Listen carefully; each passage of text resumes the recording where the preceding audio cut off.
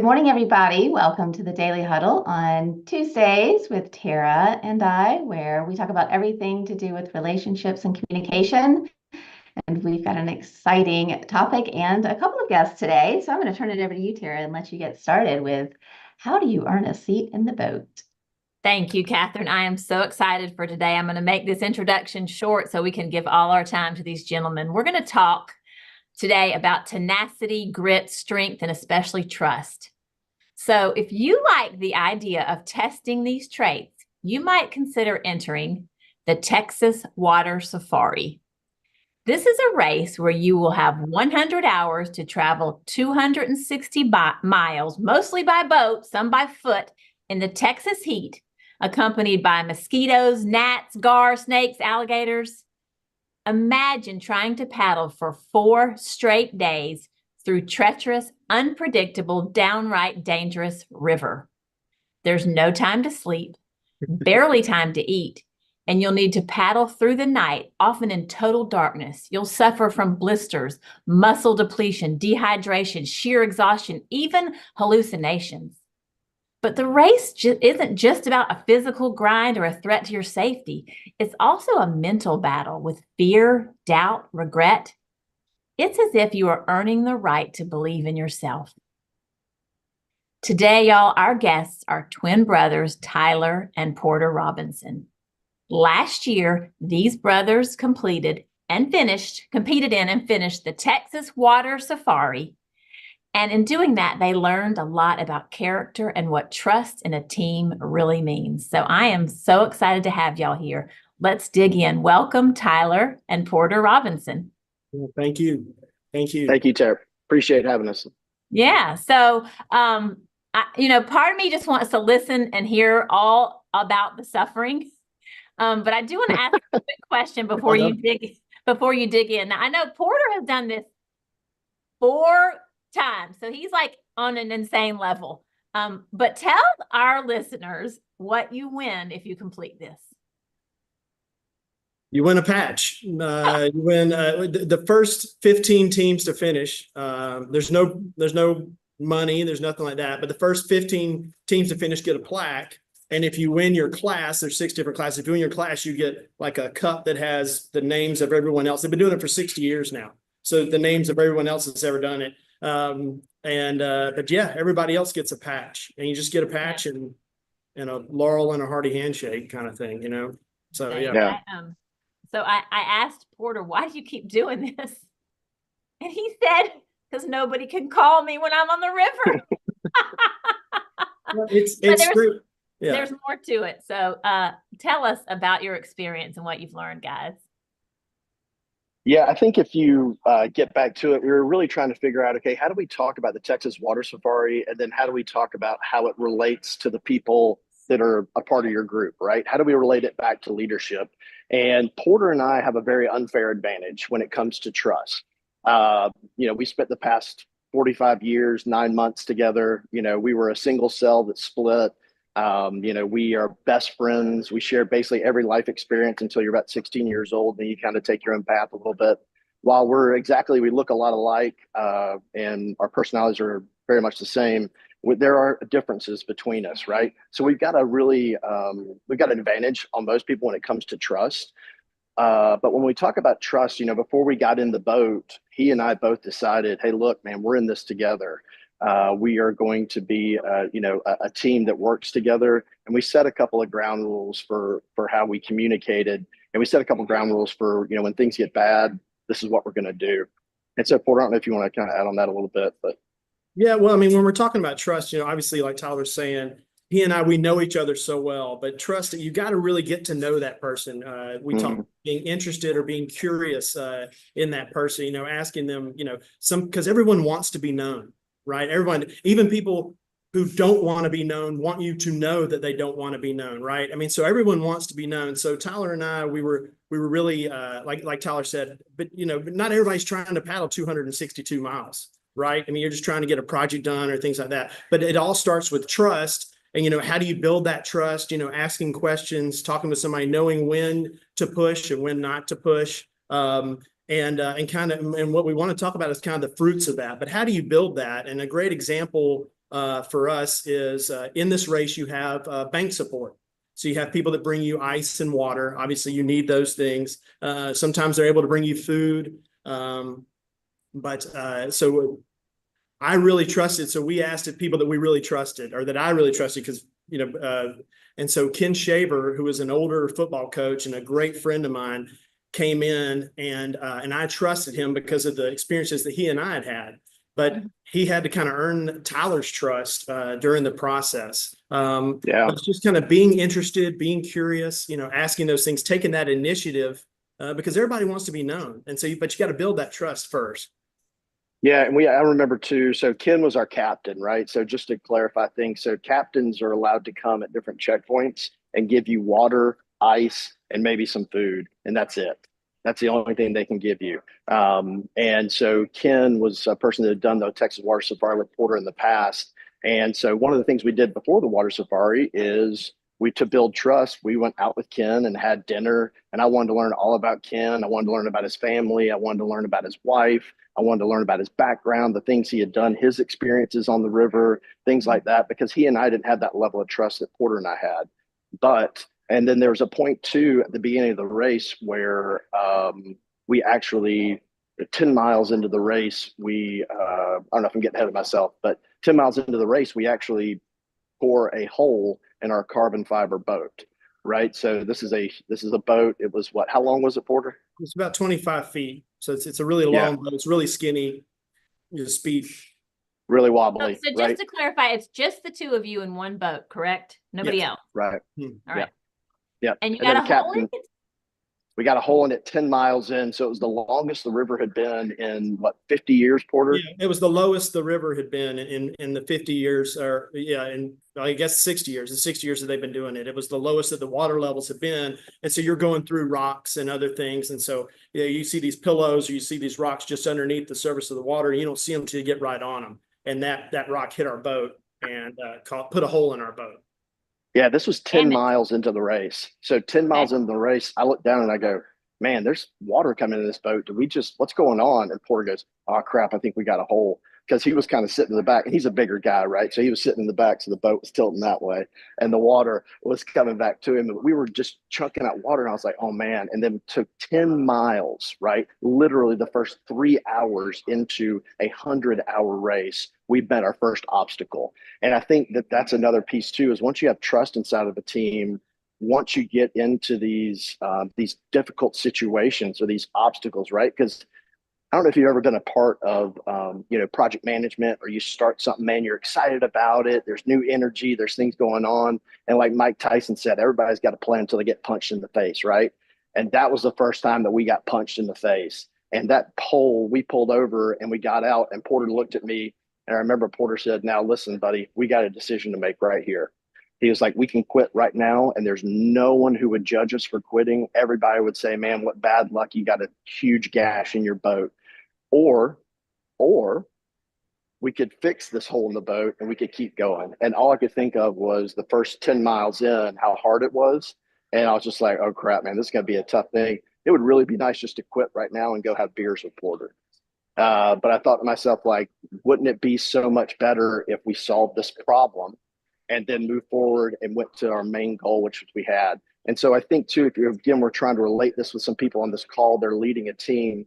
Everybody's happy at the beginning of a project, right? Everybody's like, oh, we're best friends.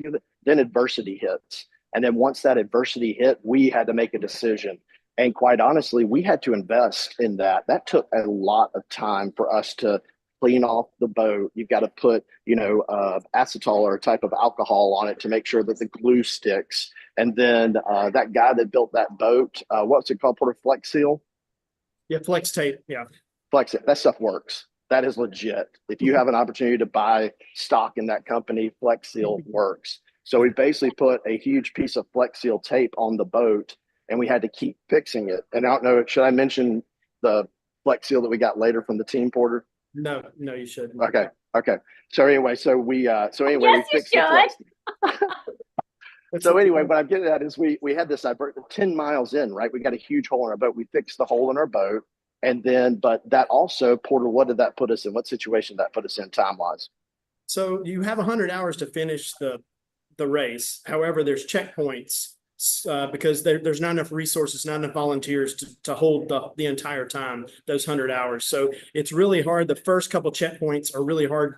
They're timed certain ways to kind of almost keep certain people from continuing on. And so you have to do 40 miles in the first 8 hours. And so you have to average 5 miles an hour. And so and really all that depends on the water levels, right? And so with it being so low, we had to really, once we got the whole patch, spent the time to do that.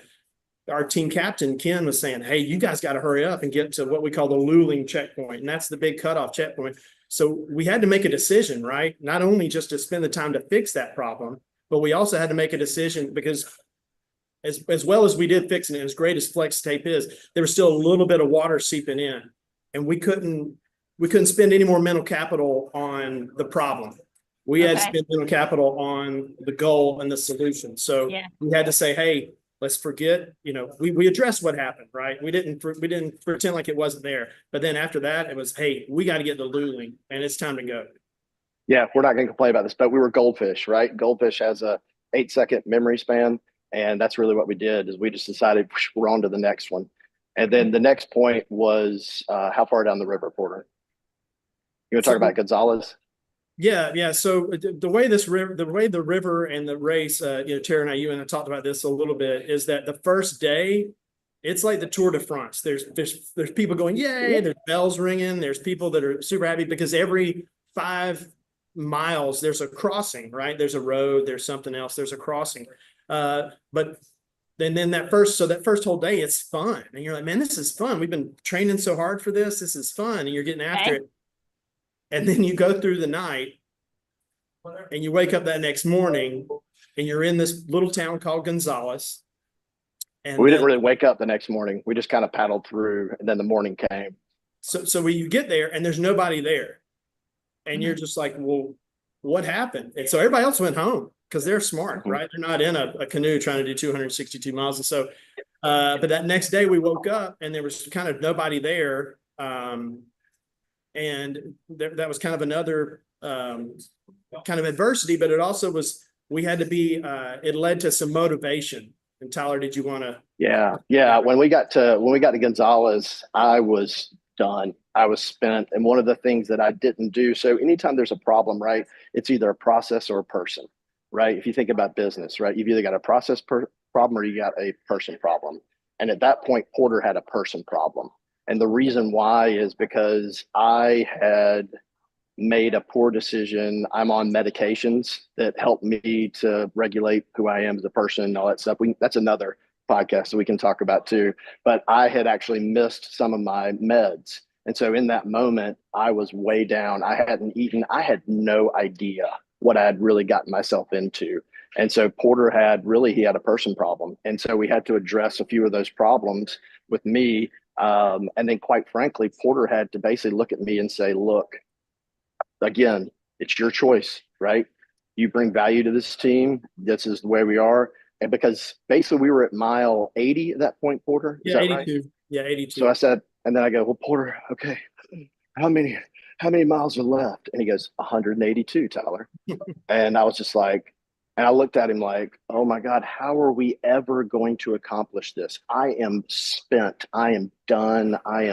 But never forget the power of a breakfast burrito, right? So I crammed a breakfast burrito into my mouth and Porter sat me down. And again, there's very few people in this world, and I think maybe one that I love the way I love Porter Robinson.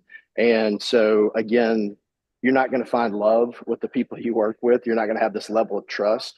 But Porter basically looked at me and he said, look, man, we're going to finish this together, but understand that you don't need to be thinking about the finish. You need to be thinking about the next checkpoint. And that was the moment that we pivoted. At that moment, it wasn't about, at that moment we pivoted to, okay, we were talking about the end. Now let's just get to the next checkpoint. So every time I had an issue with my water, every time we were doing this or that, it's like, just get to the next checkpoint. I can't do this, Porter. I can't do this. Just get to the next checkpoint. Hey, Tyler, man, I'm really hurting here. Just get to the next checkpoint. And we just kept saying that over and over again and moving it on. Yeah, the only problem though, in that part of the race, like I said, in the history, the checkpoints had been 5-10 miles apart, right? The next checkpoint from Gonzales is Hoheim, which is, I think 34 miles away. So the next checkpoint was actually, 9 hours away. But what was great is that flexibility and just, and also that whole trust thing too, right? And knowing who Tyler was. Like when he was low like that, me yelling at him, being like, "Hey, we got this, we can go." Me being rah, rah, rah. For some people that might work, but I knew for Tyler, that's just not where he was at in that moment. Now there are, and we'll talk about it, there are some times where rah, rah, rah does work. But you got to know that person well enough to know what's going to motivate them, and with Tyler, it's always food. It is always, no, I'm just joking. I'm joking. That's awesome. But That's such a powerful lesson that you just don't try to motivate somebody without giving some thought into who they are, where they are, and what they need. And that comes from knowing them. And that's if you're not curious, right? Yeah. And we pause for a moment too, because like at that point too, there's a thing that we talk about. You always want to stay wet, right? Like which just seems silly, right? But you always want to stay wet. And at that point, like my feet were struck. Like, my hands still to this day, my hands actually are paler at this end, because when you grab the paddle like this is the part of your hand that's in the sun, and this part isn't. And so still like a year later, I can look at my hand and see the damage that happened just from the sun being on that part of it. But yeah, at that point, Porter was just like, let's just get to the next checkpoint and see what happens, right? Hey man, if we don't finish, we don't finish. Let's just get to the next checkpoint. And then the next piece of adversity, Porter, was the cuts. Yeah, so it's the majority. So you start the first, and I think geography is important in this story. Yeah. So the first 80 miles of the race is on the San Marcos River, which is a spring-fed river. It's beautiful. There's cypress trees. It is it's not a river runs through it, but it's a very beautiful river, and it's not that wide. It's probably, I don't know, maybe 100 feet wide at its widest, and then the confluence with the San Marcos is in Gonzales in the Guadalupe River. And the Guadalupe River is a famous river in Texas. It's very, very wide, very, very large, draws, starts all the way up in Hunt, goes all the way through. So the next 180 miles is on the Guadalupe, but it's wide, it's really big, and it's hot. It is dirty. It is dirty. Hot. And and the banks kind of change, Texas's topography, which is great because you get to see so many parts of God's creation. And that's a real big part of the race too. We won't get so much into that today, but things change. The banks go from kind of rock to being kind of muddy. I think that was the big thing for me, was realizing like, you're in a boat, you can just stop and get off the, If you stop and you try and get out of the boat, you're just working through mud for, your knees, 100 feet. Yeah, you can't. It's not like, we'll just sit here and hang up. I mean, it is just, it's brutal. And that's kind of when the hallucinations hit too. We had just gotten through a long stretch. And I think there was 2 or 3 times where Porter and I have, as brothers, have fist fought each other throughout our life, right? Like, I mean, we haven't recently, but there was right. But that was the point where the hallucinations hit. And Porter kept saying, I think it's just up to this next ridge. I think it's up this next ridge. And I was just like, what do you mean? How do you not know whether you've done this 4 times? And so I started getting really frustrated with him. And then we hit this certain stretch around nighttime and we started hallucinating.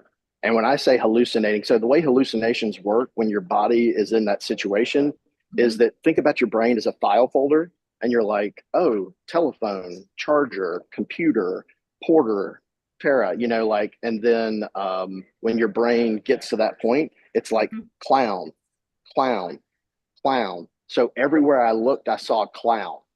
Well, so like the trees were like clowns doing like this. Right. So what happens is the trees on the banks, your light on the front of your boat, I mean, you have a light, so the light hits it.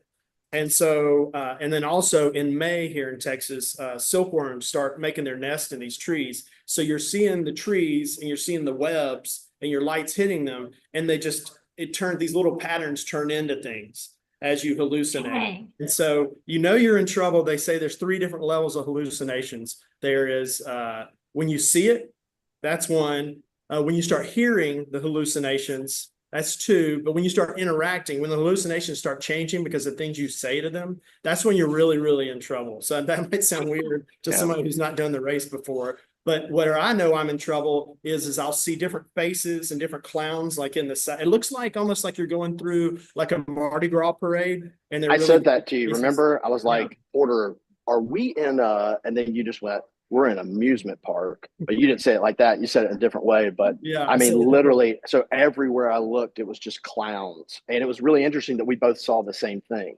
but it was just this. And the bugs were so bad because you're wearing just like a little headlamp. All the bugs came to it that I started shivering. It was 95 degrees at night. I started shivering because I thought it was snowing. And so my body was convinced it was snowing because there were so many bugs on me.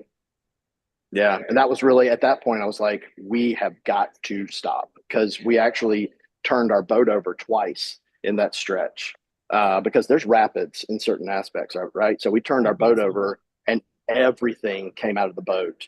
And Porter, I don't know if I know we're kind of getting close when we want to talk about the bay, but you want to talk about that point where everything kind of fell out of the boat and you were like, I've got to be, Yeah, so certain people have nicknames, I guess, when you get into the community of the water safari. And my nickname is Garage Sale because I fall out of my boat and all my stuff goes everywhere. And that's awesome. And so, but we're tired, we're kind of freaking out. Hallucinating. You hear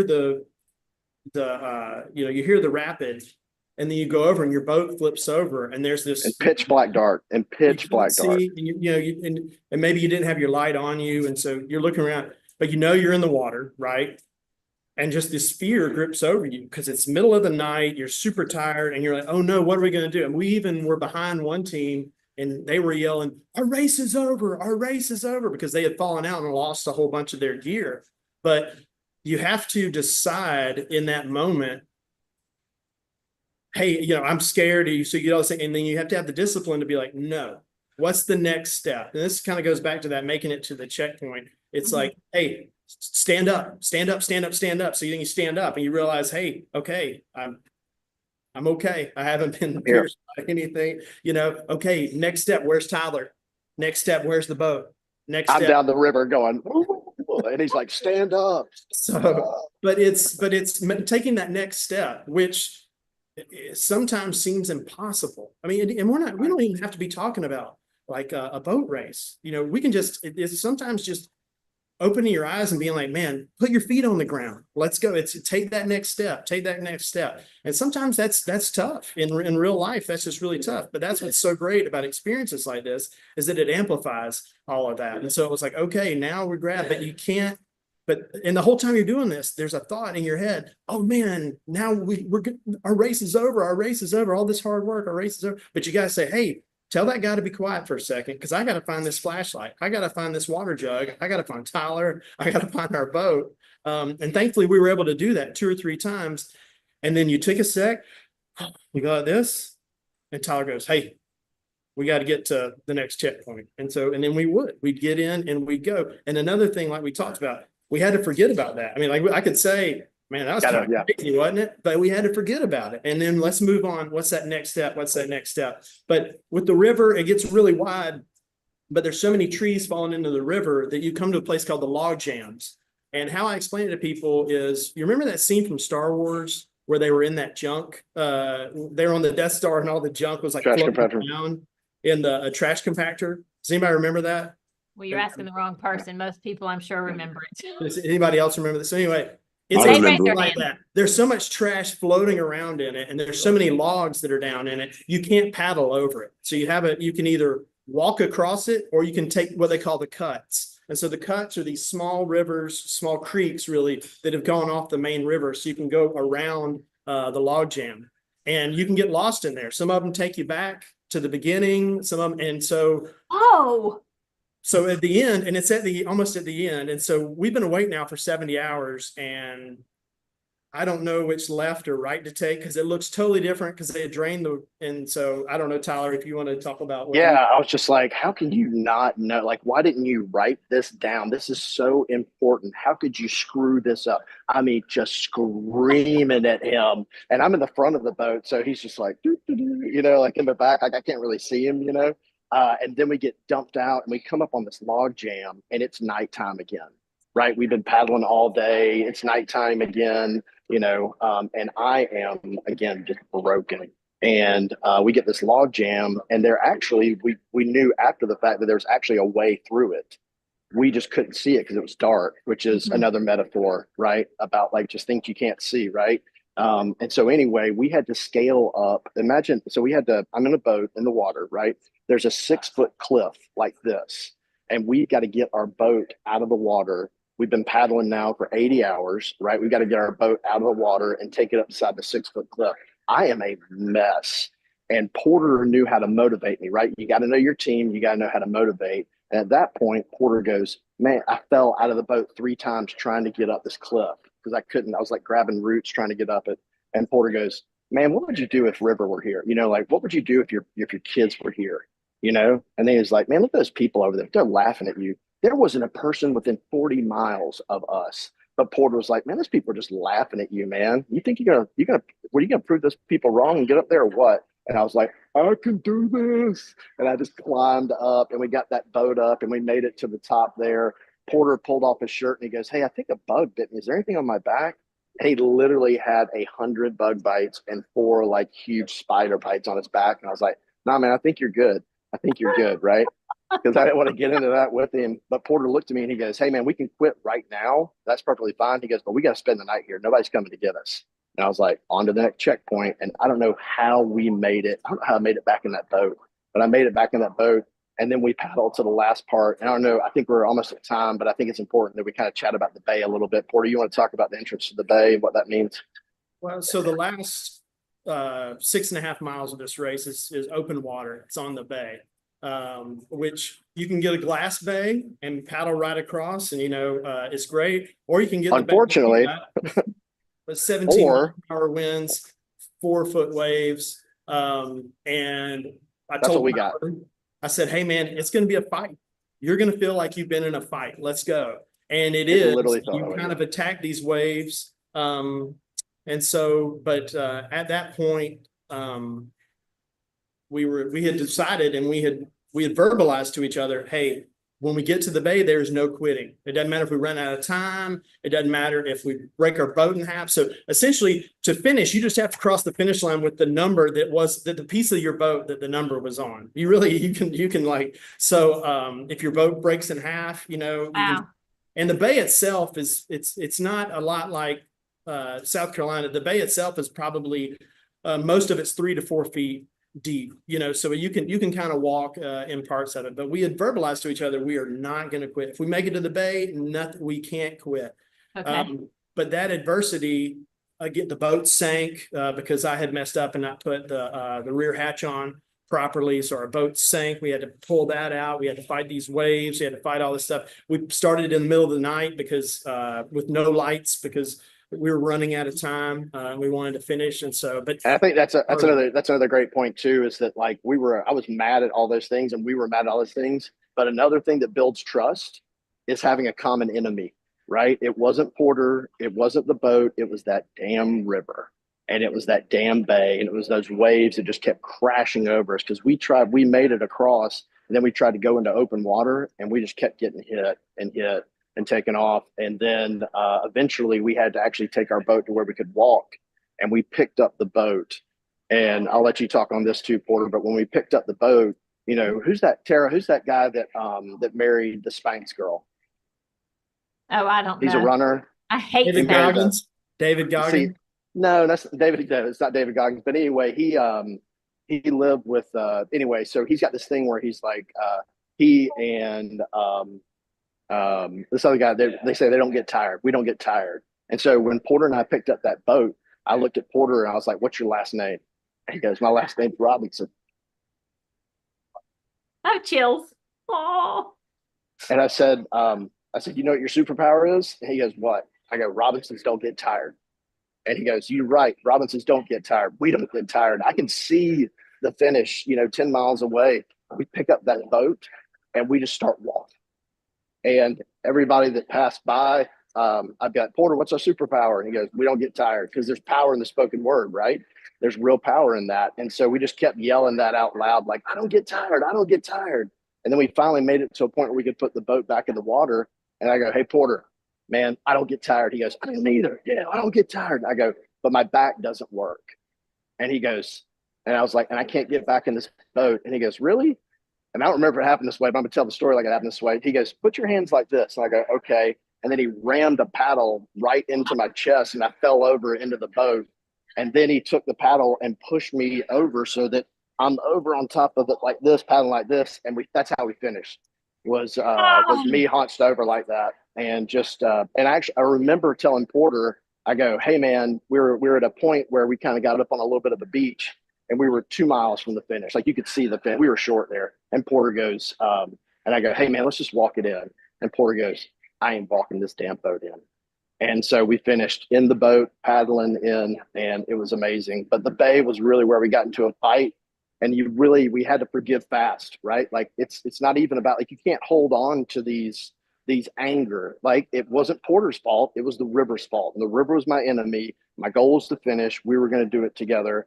And I couldn't have done it with anyone that I didn't love and trust the way I do Porter Robinson. So he got me through it. Y'all, this has been just so energizing and powerful. I mean, it's not only a message for teams, and just really working to have that kind of trust in somebody's intentions and that connection, but it's also a message for people who are just struggling to put one foot in front of the other. I mean, just get to that next checkpoint. That's powerful for teams and for, I think, everybody, wherever they are in life. I cannot thank you enough. This has just been beyond energizing. I'm gonna close this out, but if you don't have to race away, stay on in case there are some burning questions from our live audience. But I want to close us out with our daily huddle tenets, and the first of those is love. And I can't imagine the extraordinary love that you guys share. It makes me certainly envious and just really want to celebrate those people that are closest to me. So remember to continue to grow love in your life, and remember to give generously without any trepidation, like I'm sure you guys did through those 100 hours. And don't take life too seriously. I'm sure there are times when you have to throw your head back and laugh. So always remember to laugh. Reduce your stress by getting your sleep, which these guys couldn't do, eating mostly plants, whole foods, and of course, remember to get up and keep that body moving so you too can be on the Texas Water Safari. Thank you, guys. We'll see you all next time on the Daily Huddle. Thanks, guys. Appreciate it. Thanks for having us. Thank you. Don't go away, thank y'all. you. Thank you, guys. Thank you so much. It's amazing, man. It was tough. We got a Something video else. playing, Sophia, or we're not doing that today? Yes. Okay.